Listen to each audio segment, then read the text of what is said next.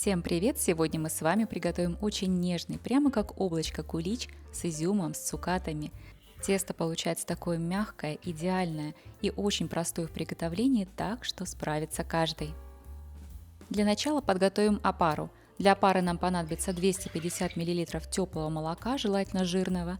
Сюда же столовую ложку с горкой сахара, 10 грамм дрожжей, у меня сухие дрожжи.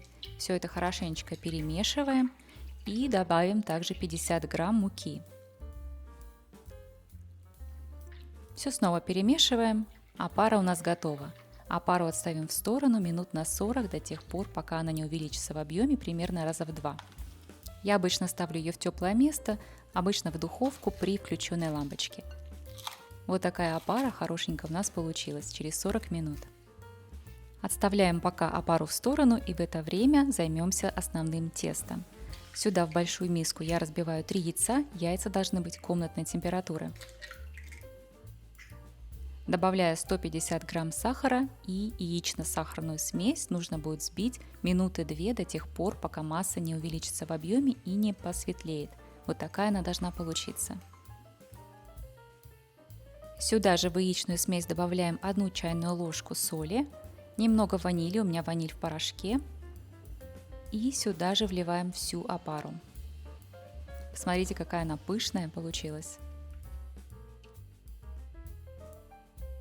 И сюда же сразу я добавляю 550 грамм муки. Мука у меня самая обычная, белая, не просеянная, как есть. Я уже поменяла насадку на своем миксере и надела насадку крюк. Теперь будем вымешивать тесто до тех пор, пока все ингредиенты не соединятся. Занимает этот процесс примерно минуты 2-3. Это тесто получается очень мягким, с ним легко справляется обычный ручной миксер или стационарный миксер, если у вас есть, то тоже хорошо будет им воспользоваться. Посмотрите, какое тесто получается, оно тягучее и мягкое. На этом этапе в тесто нам нужно ввести 150 грамм размягченного сливочного масла. Масло сливочное я порезала на небольшие кусочки и буду вводить его частями. Всего у меня получилось где-то 8 кусочков масла. Я добавляю кусочек масла, вымешиваю тесто на средних оборотах примерно секунд 20, потом добавляю следующий кусочек и снова вымешиваю секунд 15-20. И так до тех пор, пока все кусочки масла не закончатся, а тесто не станет гладким и однородным. Я стараюсь проходить миксером со всех сторон по тесту для того, чтобы тесто перемешивалось равномерно и масло распределялось по нему также хорошо. Посмотрите, как тесто меняется прямо на глазах. Оно становится более эластичным, более блестящее. После введения всех кусочков масла в тесто продолжаем вымешивать тесто еще минут 6-7 до тех пор, пока оно не станет вот таким мягким. Добавляем сюда цукаты по желанию, столько, сколько вам нравится. У меня мягкий изюм, я его уже промыла, почистила и слегка присыпала мукой. И теперь на низких оборотах миксера также вмешаю его в тесто. Общее количество цукатов и изюма у меня получилось около 150 грамм. Посмотрите, какое мягкое тесто. Тесто это получается очень мягкое, но несмотря ни на что, оно не очень липнет к рукам. Посмотрите, как легко снимается с крюков и отделяется от стенок чашки. Соберу тесто немного к центру, и на данном этапе его можно накрыть пищевой пленкой или полотенцем, у кого что есть под рукой, и отправить на расстойку часа на 1,5. Тесто с большим количеством яиц и масла поднимается плохо, долго, поэтому обязательно нужно поставить в очень теплое место. Я ставлю в духовку с включенной лампочкой на 1,5 часа. Через 1,5 часа тесто выглядит вот так. Не удивляйтесь, оно не поднялось очень сильно, но там уже есть небольшое количество пузырей, и его нужно немножко обмять. Я смазала руку растительным маслом, и вот такими движениями выпускаем все газы.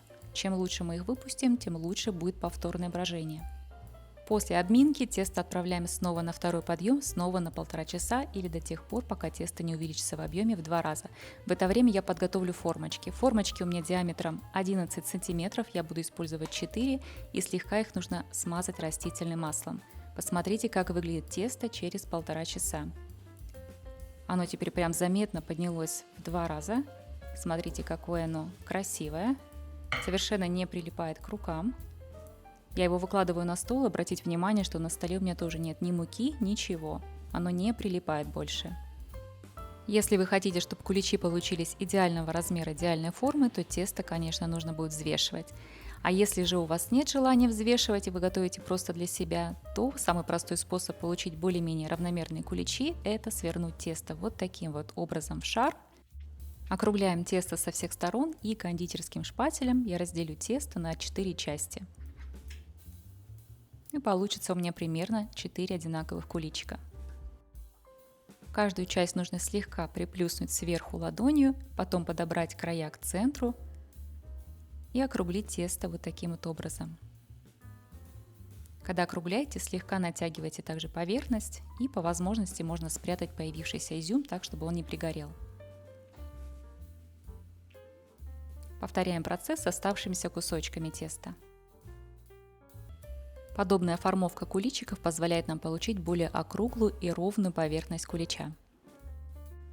Тесто в данный момент должно занимать примерно 1/3 формы. Обратите внимание, что формы с куличиками я уже поставила на противень, именно в таком виде я их и буду запекать чуть позднее. Вот так должно выглядеть тесто. Теперь мы снова накроем их пленкой или полотенцем и поставим снова на расстойку. Еще на 1 час я поставила в теплый духовой шкаф. Вот так выглядят у меня куличики после часа расстойки. Моя духовка уже нагрелась до 180 градусов по Цельсию. Я немножко раздвину куличики для лучшей циркуляции воздуха и отправляю их выпекаться. Они у меня будут выпекаться 30-35 минут. Куличики простояли у меня в духовке ровно 35 минут. Посмотрите, какие они мягкие. Палец просто утопает. Невозможно даже взять, настолько они мягкие. По желанию украсить можно куличики так, как вам нравится. В этот раз я решила просто присыпать сахарной пудрой. И сейчас раскроем один и посмотрим, какие красивые получились. Просто наимягчайшие. Посмотрите, какой красавец. Мягкий-примягкий, как облачко. Донышко выглядит просто идеально. Тоже ровное и тоже очень мягкое. Посмотрите, какой мягкий, нож просто утопает. На прошлой неделе у меня на канале вышел еще один рецепт куличика, творожный куличик. Это такой быстрый вариант, если у вас нет времени. Очень рекомендую, получился безумно вкусный. Ссылочку оставлю в описании. А на сегодня мы прощаемся и до встречи в новых видео.